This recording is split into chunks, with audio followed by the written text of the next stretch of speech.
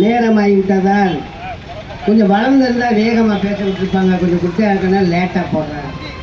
திராவிட கட்சி தோழர் என் தம்பியை வந்து நைட்டு 12 மணிக்கு அடிச்சிருக்காங்க. 12 மணி என்றால் இரவு மறு பொழுது. ஆனால் அந்த காவல்துறை ரோந்துக்கு செய்ய காவல்துறை என்ன செய்தது? 12 மணிக்கு ரோந்து போறீங்கல்ல, அப்ப அந்த ஏரியா 12 மணிக்கு போகாத ஏன் காரணம்? கருப்பு சட்டை போட்டு இருக்கிற இந்த அமைப்பு நீ மிரட்டினால் உருட்டாலும் பயப்படாது. ஏனென்று சொன்னால் பெரியார் வழியில் வந்த கருப்பு சட்டை கூட்டம். இந்த கருப்பு சட்டை கூட்டத்தை அசைத்து பார்க்காத ரவுடியா ஒதுக்க முடியாதான் நாங்க பார்க்க மாட்டோம். நாங்க என்னைக்கு இந்த அமைப்புக்கு வரும்போதோ பாக்கி அரிசியை போட்டு தான் வரணும்.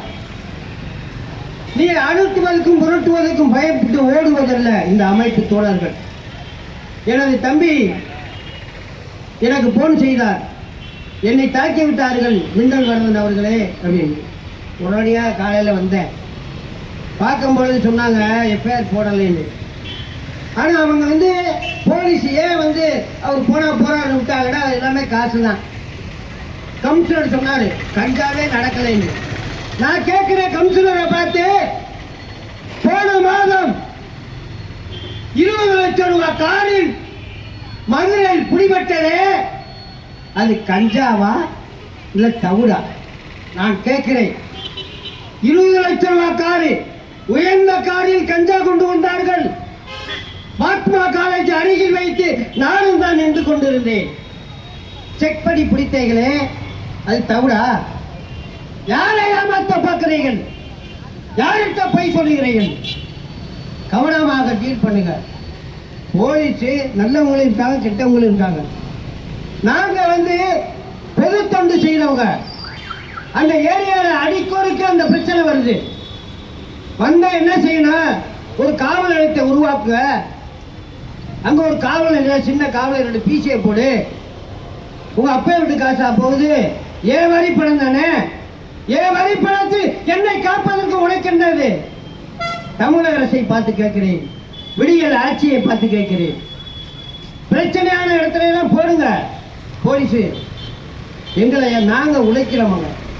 புல்லட் போட்டா வெட்டுறான், காதலிச்சா வெட்டுறான், படிச்சா வாயில வெட்டுறான்.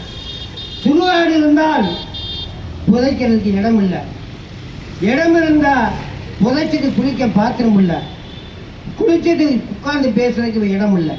இந்த மாதிரி இருக்கு இந்த ஆட்சி. எனது போல என் தம்பி அவர்களை கொண்டு வந்து மறுபடியும் மறுநாள் இங்க ஆஸ்பத்திரியில் சேர்த்தேன். சேர்த்த உடனே காவல்துறையிலிருந்து ஐஎஸ் ஒருத்தர் கோரிக்கை செய்தார். யார் அது? மின்னல் வரதன். அவரை அங்க சேர்த்திருக்கீங்களே, கூட்டம் கூட்டமாக போகிறார்கள் தெரிகிறதா? விடுதலை வீரன் யார் என்று தெரிகிறதா? நீ தேன் கூட்டில் கை வைத்தால் தேன் கூடு, தேன் என்ன செய்யும்? கொட்டும். ஆனால் விடுதலை வீரன் பழகுவதற்கு தேன் திருப்பி அடித்தால் தேனா கொட்டுவோம்.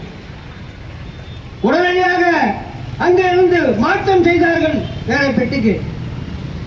நான் நேரடியாக டிஐபியில் சந்தித்து ஒரு மனு கொடுத்தேன்.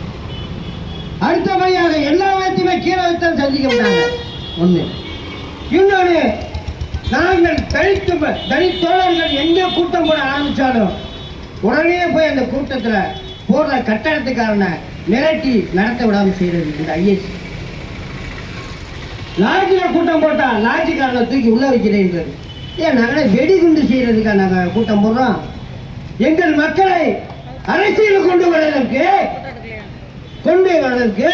கூட்டம் போட்டா நீ ஐஎஸ் போய் உடனே ஏன் கூட்டம் ஏன் ரூபா கொடுக்குறேன் உடனே கழிச்சு விடுறது இல்லையா?